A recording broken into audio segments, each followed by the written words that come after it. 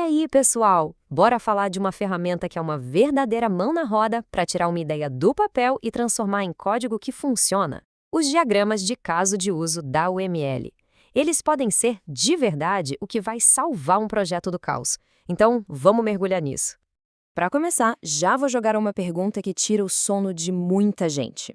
Qual é o motivo número 1 que faz tanto projeto de software ir por água abaixo? Será que é a tecnologia, o prazo, o dinheiro? Olha, a resposta pode até ser um pouco surpreendente. Na maioria das vezes, a causa raiz do problema não está lá nos bugs ou no código lento. O problema, gente, é a falha de comunicação. É aquela falta de um acordo de todo mundo entender direitinho o que o sistema precisa fazer. E é exatamente aqui que a nossa solução entra. Pensem em um diagrama de caso de uso como se fosse a planta baixa de uma casa. Ninguém em sã consciência começa a levantar paredes sem ter um projeto bem claro, né? Pois é, com software é a mesma coisa.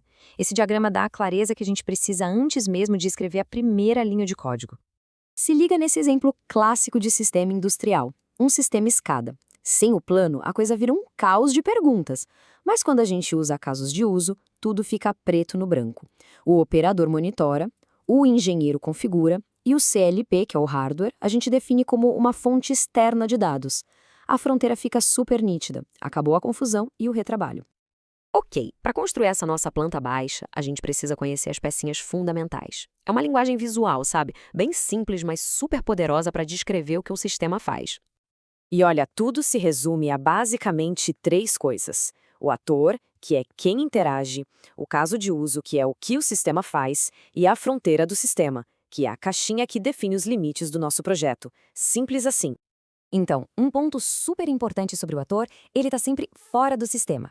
E atenção aqui, ator é um papel, não uma pessoa. O mesmo engenheiro, por exemplo, pode atuar como operador num momento e como administrador em outro. São papéis diferentes. Agora, o caso de uso. O interessante aqui é que ele precisa entregar algo de valor para o ator. Não é qualquer coisinha. E a regra de ouro é, ele descreve o que acontece, não como. O como é outra história, é o design detalhado. E o nome, sempre um verbo no infinitivo. Gerar relatório, monitorar tensão, por aí vai. Acertar o nível do detalhe aqui é crucial. Pensa só, clicar no botão Start não é um caso de uso. Isso é um detalhe de implementação. O que o ator quer de verdade, o que tem valor para ele, é iniciar o processo de produção. Entender essa diferença é o que faz um diagrama ser bom de verdade. Certo, já conhecemos os blocos de montar, agora vamos ver como eles se conectam. São essas relações que dão vida para o diagrama, que mostram como as funcionalidades se conversam e se completam. O primeiro tipo de relação é o include. A gente usa ele para reaproveitar um comportamento que é comum e obrigatório para vários casos de uso. A autenticação é o exemplo perfeito. Se para comandar um disjuntor ou para alterar um setpoint sempre precisa se autenticar, a gente usa o include. A execução é mandatória, não tem escolha. Já o extend é meio que o oposto. Ele mostra um comportamento opcional, que só rola se uma condição específica acontecer. Por exemplo, ao monitorar a carga, o sistema pode disparar um alarme, mas só se detectar uma sobrecarga. Ou seja, a execução é totalmente condicional. E esse quadro aqui, gente, é sensacional para resumir.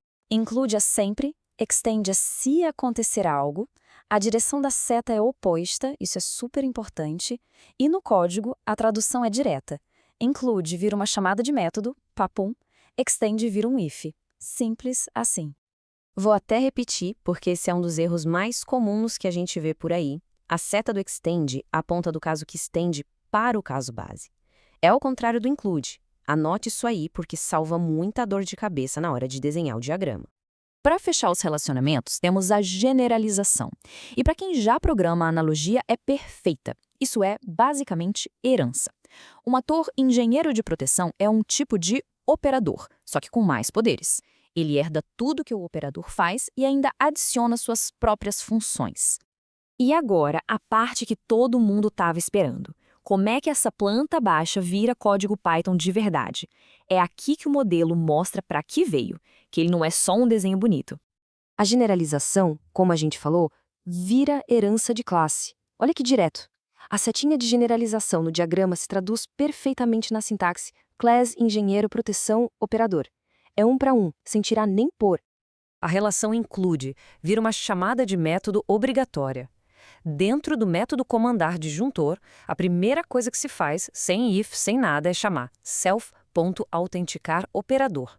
O comportamento incluído é executado e ponto final. E o extend, como vira código? Vira um bloco if, claro. Dentro do método monitorar carga, o alarme só vai ser disparado se a condição de sobrecarga for verdadeira. A lógica opcional do diagrama fica ali, explícita, no código. Fantástico, né? Beleza, vamos para um exemplo completo e super atual para ver como todas essas peças se encaixam na vida real. Vamos modelar uma plataforma de IoT para uma fazenda inteligente. E aqui a gente vê tudo junto. Tem os atores, que são o agricultor, e até o próprio sensor ESP32. Tem os casos de uso, como acionar irrigação, que sempre inclui uma autenticação. E olha lá a nossa generalização. O engenheiro agrônomo é uma especialização do agricultor. Ele faz tudo o que o agricultor faz e mais um pouco. Para fechar com chave de ouro, vamos consolidar tudo com algumas regrinhas práticas.